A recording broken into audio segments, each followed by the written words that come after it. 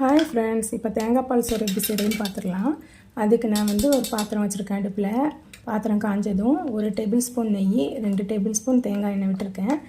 இவ்வளோத்தையும் ரெண்டும் நல்ல காஞ்சி வந்ததுக்கப்புறமா, எண்ணெய் காஞ்சதுக்கப்புறமா நம்ம பட்டை கிராம்பு ஏலக்காய் எடுத்து வச்சுருக்கோம் இல்லையா, அதையும் விட்டு பொரிய விட்டுக்கணும்.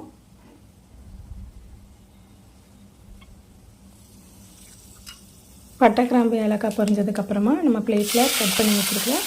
சின்ன வெங்காயம், தக்காளி, இஞ்சி பூண்டு விழுது, ஒரு பச்சை மிளகாய், 3 முந்திரி, அப்புறமா 2 ரம்பை இலை, கொஞ்சோண்டு புதினா, கொஞ்சோண்டு மல்லி, இதையும் போட்டு நல்லா வதக்கினதுக்கப்புறமா நான் 1 கப் பாஸ்மதி ரைஸ் எடுத்து அதை அரை மணி நேரம் ஊற வச்சு கழுவி வச்சுருக்கேன்.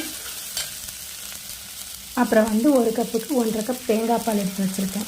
இது 1 டேபிள் ஸ்பூன் தயிரும் விட்டு நல்லா இந்த கலவை கூட கலந்துக்கலாம். வதங்கி வந்ததுக்கப்புறமா நம்ம எடுத்து வச்சுருக்க தேங்காய் பால் 1க்கு 1.5 எடுத்து வச்சுருக்கோம் இல்லையா, அதை ஊற்றிக்கலாம்.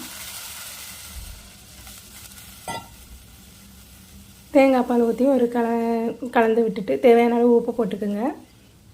உப்பு போட்டு கலந்து விட்டதுக்கப்புறமா லைட்டாக இந்த மாதிரி லைட்டாக சூடு வந்தால் போதும், ரொம்ப கொதிக்க விடக்கூடாது. இந்த மாதிரி லைட்டாக சூடு வந்ததுக்கப்புறமா நம்ம ஊற வச்சு எடுத்து வச்சுருந்த தண்ணி வச்சு கழுவி வடித்து எடுத்து வச்சுருந்தோம்லையே அந்த அரிசியை போட்டு நம்ம இந்த மாதிரி ஒரு கிளறி மூடி வச்சுக்கலாம்.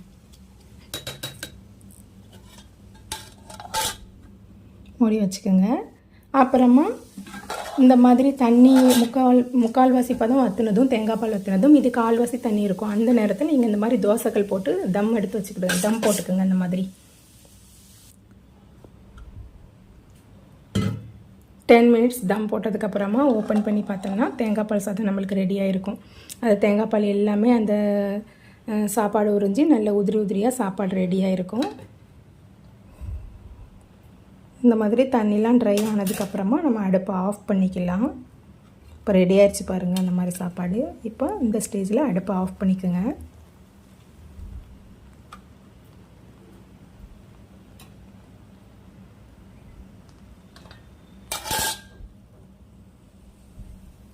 அடுப்பை ஆஃப் பண்ணிவிட்டு நம்ம ஒரு 10 மினிட்ஸ்க்கு அப்புறமா ஓப்பன் பண்ணி சர்வ் பண்ணிக்கலாம். இப்போ பாருங்கள், உதிரியாக அந்த மாதிரி பஞ்சு மாதிரி சாஃப்டாக ரெடியாக இருக்கும் சாப்பாடு. அதே மாதிரி குழஞ்சு போகாது, உடஞ்சி போகாது, அடி பிடிக்காது, நல்ல சூப்பராக அந்த மாதிரி ரெடியாக இருக்கும். இப்போ எடுத்து சாப்பிட்டுக்க வேண்டியதான். இந்த மாதிரி நீங்கள் தேங்காய் பால் சோறு செஞ்சிங்கன்னா மட்டன் குருமா வச்சா நல்லா சூப்பராக இருக்கும். என்கிட்ட மட்டன் இல்லாதனால நான் சிக்கன் வச்சு இப்போ குருமா வச்சுருக்கேன் பாருங்கள். அது சிக்கன் குருமா வச்சு நான் இன்றைக்கி தேங்காய் பால் சோறு செஞ்சுருக்கேன். பாய் வீட்டு ஸ்டைலில் நெய் சோறு. இது ரொம்ப சிம்பிளாக ஈஸியாக சொல்லி தந்திருக்கேன். இந்த மாதிரி தான் நான் டக்குன்னு குயிக்காக செஞ்சுருவேன். நீங்களும் வீட்டில் செஞ்சு பாருங்கள். டேஸ்ட்டு சூப்பராக இருக்கும். காலையில் லஞ்ச் பாக்ஸுக்கு கூட குழந்தைங்களுக்கு இந்த மாதிரி செஞ்சு கொடுத்துட்றலாம். நல்ல டேஸ்ட்டாக இருக்கும். இந்த குருமா இந்த தேங்காய் பால் நெய் சோறுக்கு ரொம்ப டேஸ்ட்டாக இருக்கும். நான் மட்டன் தான் எப்போவும் வைப்பேன். இன்றைக்கி மட்டன் இல்லாததுனால சிக்கனில் காமிச்சிருக்கேன். நீங்களும் ட்ரை பண்ணி பாருங்கள்.